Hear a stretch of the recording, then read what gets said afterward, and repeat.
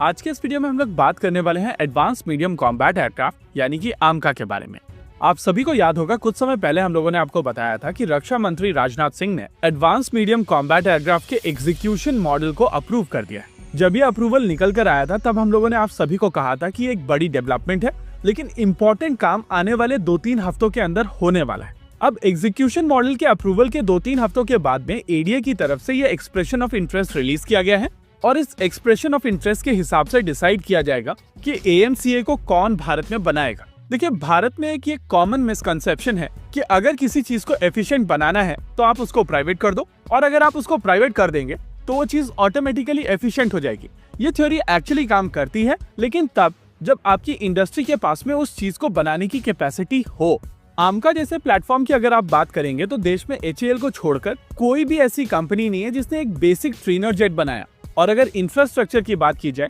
तो वो एचएएल के पास में भी आज नहीं है। ऐसी स्थिति में आप किसी से भी पूछेंगे तो वो आपको कहेगा कि देश में जिसके पास जितनी कैपेसिटी है उन सभी को मिशन मोड में काम करना पड़ेगा, तब कहीं जाकर हम लोग आमका जैसे एयरक्राफ्ट को बना पाएंगे। आमका को लेकर कॉन्वर्सेशन तो लगभग 10-12 साल पहले शुरू हो गई थी, लेकिन भारत सरकार की तरफ से किसी भी तरीके का अप्रूवल नहीं दिया गया था और न ही इस प्रोग्राम के हिसाब से किसी तरीके की फंडिंग आई थी। हाँ, जो लोग बीन काउंटिंग करते हैं वो लोग आपको यहाँ पर आकर बताएंगे कि फीजिबिलिटी स्टडी के लिए इतने पैसे दिए गए थे या पीडीआर के लिए कुछ पैसे दिए गए थे। तो मैं यहाँ पर आपको याद दिला देता हूँ कि यहाँ पर कोशिश की जा रही है एक 5th जनरेशन एयरक्राफ्ट बनाने की, और जिस तरीके की फंडिंग अभी तक इस प्रोग्राम को मिलती चली आई है उसमें 5th जनरेशन एयरक्राफ्ट नहीं बनते। 3.5 से 4 साल पहले भारत में एक अंडरस्टैंडिंग डेवलप हुई थी कि अगर आमका प्रोग्राम को बनाना है तो हम लोगों को प्राइवेट इंडस्ट्री को इन्वॉल्व करना पड़ेगा, और उस कोशिश में भारत सरकार की तरफ से पहले वेट किया गया कि कोई प्राइवेट सेक्टर कंपनी इस प्रोग्राम को लीड करे। लेकिन जब उन्होंने रियलाइज किया कि कोई भी प्राइवेट सेक्टर कंपनी सामने नहीं आ रही है